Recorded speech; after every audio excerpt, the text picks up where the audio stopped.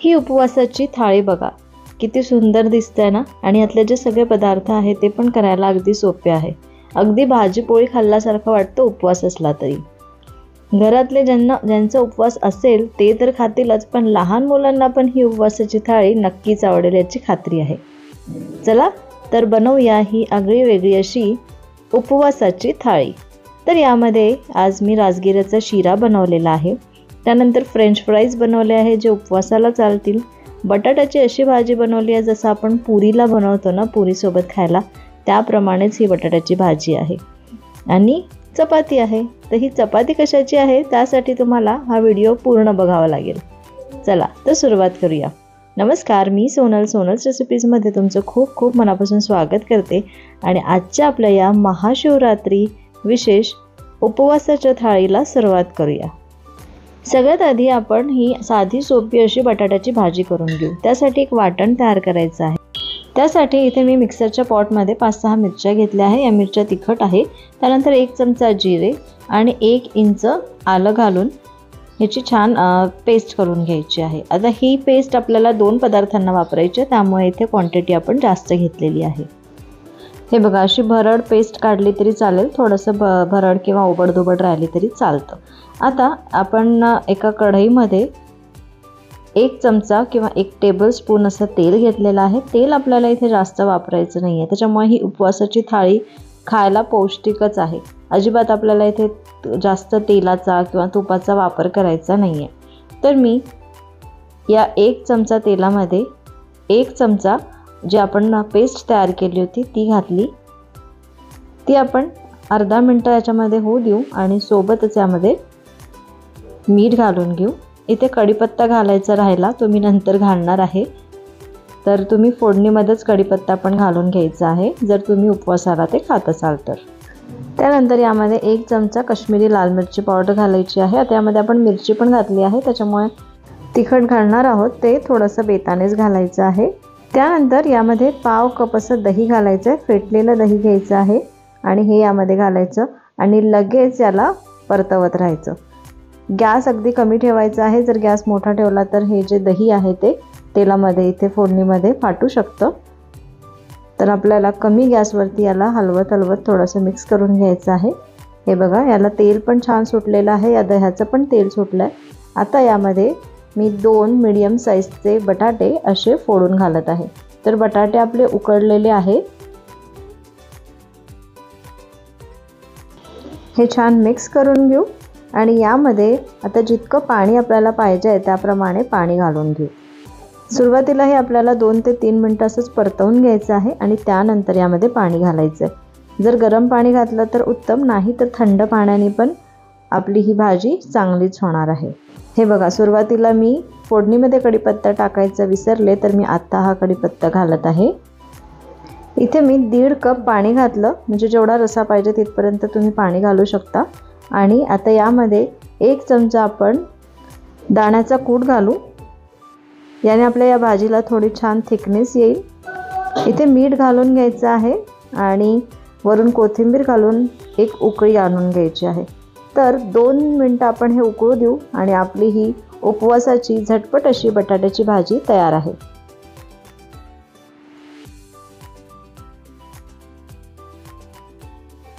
आता आपल्या या उपवासाच्या थाळीचा पुढचा पदार्थ तयार करून घेऊ.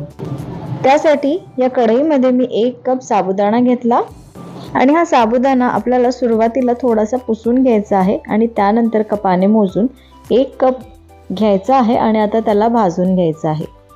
5 मिनटं अगदी कमी गॅसवरती आपला हा साबुदाणा भाजून घेऊ. तर हा साबुदाणा भाजल्यामुळे आता आपल्याला याची बारीक पावडर तयार करून घ्यायची आहे, तर ती लवकर होईल आणि साबुदाणा पण चांगला फुलेल जेव्हा आपण याचा एक पदार्थ तयार करू.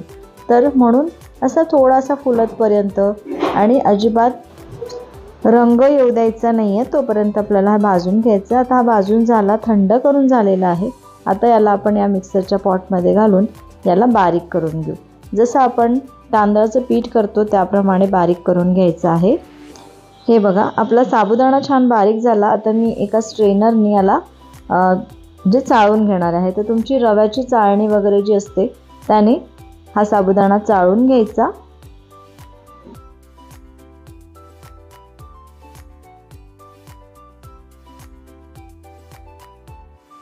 हे बघा, चाळल्यानंतर इतका उरलेला आहे. परत मी याला बारीक करून परत याला चाळून घेणार आहे. हे बघा, हा साबुदाणा आपला छान बारीक झालेला आहे. साबुदाण्याचं पीठ अगदी जसा रवा असतो, बारीक रवा, त्याप्रमाणे आपलं हे पीठ झालेलं आहे. आता यामध्ये चवीपुरतं मीठ घालून घेऊ. इथे 1 चमचा आपण मीठ घालून घेतलं. त्यानंतर आपण मिरची, आलं आणि जिरं याची जी पेस्ट तयार केली होती ती पण घालून घेतलेली आहे उरलेली. तर 2 चमचे याच्यामध्ये झालेली असेल. 1 चमचा आपण भाजीला वापरली आणि 1 चमचा आपण इथे या चपातीला वापरणार आहोत. तर बरोबर आपण याची चपाती करणार आहोत. आणि आता आपल्याला यामध्ये उकडलेला बटाटा घालायचा आहे. तर मी इथे 4 मीडियम साईजचे बटाटे उकडून घेतले आणि ते असे किसून घालायचे आहे. तर बटाटा जो आहे तो असा फोडून मॅश करून वगैरे घालायचा नाही, किसून घालायचा. त्याने ह्या पिठामध्ये ते छान मॅश होतं आणि छान मिक्स होतं. या पद्धतीनेच मी सगळा बटाटा किसून घेतलेला आहे. आता यामध्ये थोडीशी कोथिंबीर घालून घेऊ आणि हे सुरुवातीला छान मिक्स करून घेऊ.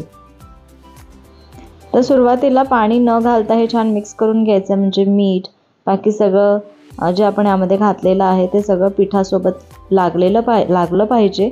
आणि जो बटाटा आहे तो बटाटा आणि आपला साबुदाण्याचं पीठ एकजीव झालं पाहिजे, म्हणून हे सगळ्यात पहिले असं मिक्स करायचं आणि त्यानंतर गरजेनुसार इथं पाणी घालायचं आहे.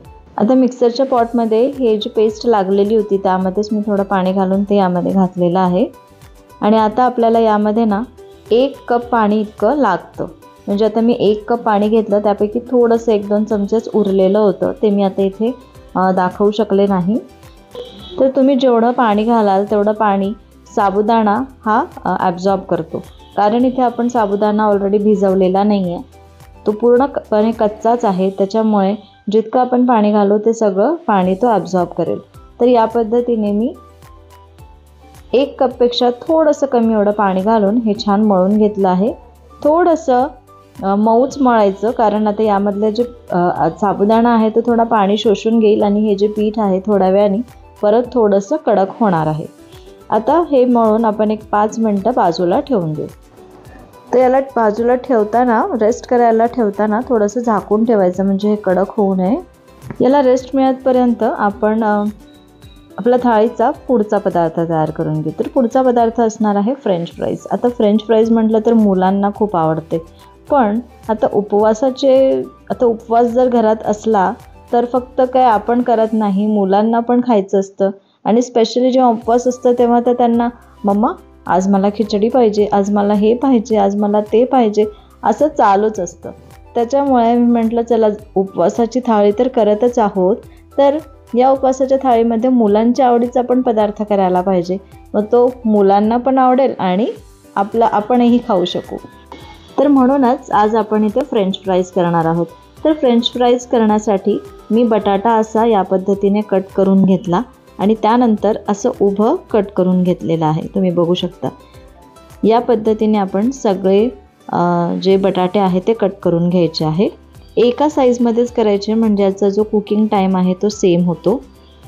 एक लहान आणि एक मोठा जर झाला तर मग जे बटाटे शिजण्यासाठी, म्हणजे जे बारीक झाले ते पटकन लाल होतात आणि जे मोठे जे राहिले तर ते पटकन शिजत नाही. म्हणून शक्य असल्यास एकसारखाच साईजमध्ये कट करायचे. त्यानंतर आपण याला धुवून घेतलं. मी 2 पाण्याने याला धुवून घेतलेलं आहे. आता हे जे बटाटे आहे हे आपल्याला या एका कॉटनच्या कपड्यावरती थोडेसे पसरवून ठेवायचे, म्हणजे यामधलं जे पाणी आहे ते सगळं निघून जाईल. या कपड्याने असं थोडंसं पुसून पण घ्यायचं. तर हे असे 5 मिनटं आपण या कपड्यावरती ठेवल्यानंतर आता इथे त्याच पॉटमध्ये मी त्याच भांड्यामध्ये हे फ्रेंच फ्राईज किंवा बटाट्याचे काप याच्यामध्ये ठेवले आणि यामध्ये जो आरारोट असतो, जो उपवासाला चालतो, तो 1 चमचा घातलेला आहे. आता याला आपण मिक्स करून घेणार आहोत. तर मिक्स करताना असं चमचाने करायचं किंवा जसं मी या पद्धतीने करत आहे त्या पद्धतीने करायचं, म्हणजे या बटाट्याला सगळं जे पीठ आहे, आरारोट आहे, तर ते छान लागतं. आता आम्ही इथे एकीकडे तेल पण तापायला ठेवलेलं आहे. तेल छान गरम झालं आहे. तर आपण 1 बटाट्याचा काप यामध्ये सोडून बघू तर तेल छान गरम झालेलं आहे. त्यानंतर हे सगळे फ्रेंच फ्राईज यामधून तळून घ्यायचं आहे. हे तळताना गॅस आपल्याला मोठाच ठेवायचा आहे सुरुवातीला. 1 मिनिट आपल्याला अजिबात त्याला हलवायचं पण नाही आहे आणि गॅस पण आपल्याला अजिबात कमी करायचा नाही आहे. थोडासा 1-2 मिनिटानंतर गॅस आपण मीडियम करायचा आणि याला छान रंग येतपर्यंत तळून घ्यायचं आहे. हे बघा थोडेसे तळत आले ना की यातलं ते तेल आहे ते थोडंसं बुडबुडे जे आहे तेलातले ते थोडेसे कमी होतात. म्हणजे याचा अर्थ आपलं जे पदार्थ आहे तो छान तळून झालेला आहे. याला रंग पण छान आलेला आहे. आता हे फ्रेंच फ्राईज आपण काढून घेऊ आणि यावरती थोडंसं आपण मीठ असं स्प्रिंकल करू आणि या पद्धतीनेच मी परत जेवढे उरलेले आहे तेवढे फ्रेंच फ्राईज तळून घेणार आहेत. त्यानंतर आपल्या थाळीतला सगळ्यात शेवटचा पदार्थ तो म्हणजे गोडाचा पदार्थ तयार करून घ्यायचा आहे. तर इथे मी राजगिऱ्याचा शिरा करणार आहे. त्यासाठी पाव कप तूप घेतलं आणि पाव कप इथे राजगिऱ्याचं पीठ घेतलेलं आहे. इथे मी अर्धा कप घेणार होते पण असं वाटलं की जरा जास्त होईल. खाणारे आम्ही 3 जण म्हणून जास्त गोड खाऊ नये म्हणून मग मी थोडंच घेतलं. तर पाव कप इथे राजगिऱ्याचं पीठ आणि पाव कप तुपामध्ये हे छान भाजून घ्यायचं आहे. तर आपल्याला कमी गॅसवरती 5 ते 6 मिनटं मस्त भाजून घ्यायचं आहे. याचा खरपूस असा वास येतो, छान खमंग वास येतो, तोपर्यंत भाजून घ्यायचं आहे. इथे मी भाजताना याचा रंग थोडासा डार्क आलेला नाही आहे, पण जर तुम्हाला आवडत असेल तर थोडासा डार्क भाजला तरीही चालेल. अजून 1-2 मिनटं जास्त भाजलं तरीही काहीच हरकत नाही.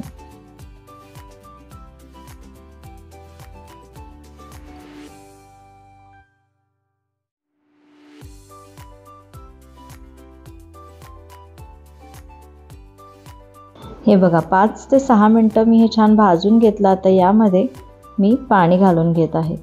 तर 1.5 कप इथे मी पाणी घातलं आणि हे छान मिक्स करून घेऊ. आता मिक्स केल्यानंतर थोडंसं हे सुरुवातीला सैल वाटेल, पण मग हळूहळू जसं जसं राजगिरा फुलेल या पाण्यामध्ये तसा तसा हा घट्ट येत जाईल.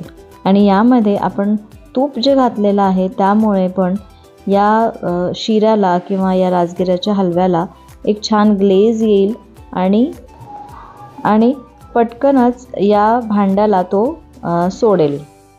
आता यामध्ये मी 2 टेबलस्पून अशी साखर घालून घेतलेली आहे आणि हे परत छान मिक्स करून घेत आहे. मिक्स केल्यानंतर आपल्याला याला परत 3 ते 4 मिनटं शिजवायचं आहे.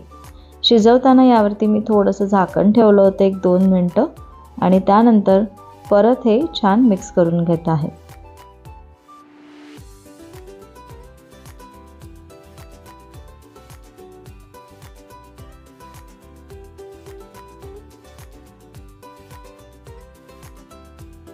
हे बघा 2-3 मिनटं झाल्यानंतर इथे आपला हा राजगिऱ्याचा शिरा मस्त तयार आहे. मी जसं म्हटलं तुम्ही याला थोडंसं अजून भाजू शकता 1-2 मिनटं. मी थोडंसं कमी भाजलेलं आहे. आता आपल्याला यामध्ये वेलची पूड घालून घ्यायची आहे आणि जर तुम्हाला आवडत असेल तर थोडे तुम्ही ड्रायफ्रूट्स घातले तरीही चालेल. मी आता इथे काहीच ड्रायफ्रूट्स घालत नाही आहे आणि फक्त वेलची पूड घालून हे छान परत मिक्स करून घेणार आहे. आता सगळ्यात शेवटी आपल्या थाळीचा शेवटचा पदार्थ तयार करून घेऊ, म्हणजेच आपली ही चपाती तयार करून घेऊ. तर जे आपण पीठ मळून ठेवलेलं होतं ते बघा असं घट्ट येऊन जातं थोड्या वेळाने. जर तुम्हाला वाटत असेल तर थोडंसं तुम्ही पाणी घालून हे छान मळून घेऊ शकता परत. आता याचा गोळा होत आहे तर मी हा व्यवस्थित गोळा तयार करून घेते आणि याची पोळी लाटून घेते.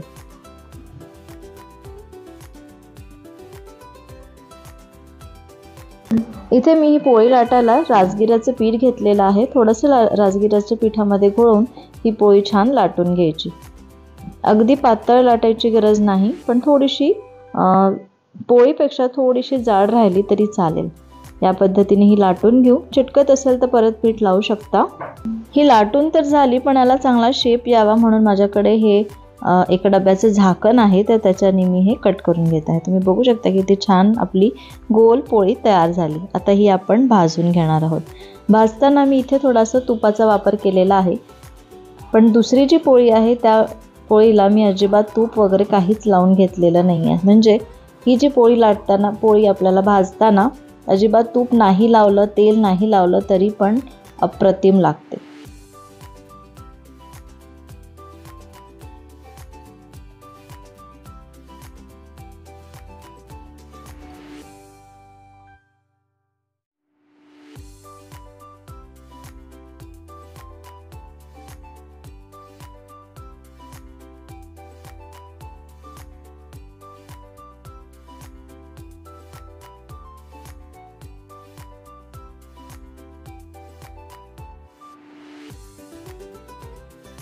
हे बघा, आपली ही पोळी पण छान भाजून झालेली आहे. आपल्या या थाळीमधले, उपवासाच्या थाळीमधले सगळे पदार्थ तयार झालेले आहे. आता आपण थाळी सर्व करू. तर हे बघू शकता किती मस्त आपली भाजी, त्यानंतर फ्रेंच फ्राईज आणि राजगिऱ्याचा शिरा किती सुंदर दिसत आहे. मी राजगिऱ्याच्या शिऱ्यावरती वरून थोडेसे फक्त तळलेले काजू ठेवलेले आहे, नाही ठेवले तरी चालेल. आणि आपल्या या गरमागरम अशा चपात्या. तर या साबुदाणा आणि बटाट्याच्या चपात्या कशा वाटल्या तुम्ही मला कमेंट करून नक्की सांगा. हे बघा किती छान सॉफ्ट झालेली आहे, मस्त झालेली आहे. आणि ही आपली महाशिवरात्री स्पेशल उपवासाची थाळी तयार झालेली आहे. ही तुम्हाला कशी वाटली मला कमेंट करून नक्की सांगा. व्हिडिओ आवडला असेल तर लाईक करा, शेअर करा आणि सबस्क्राईब करायला विसरू नका.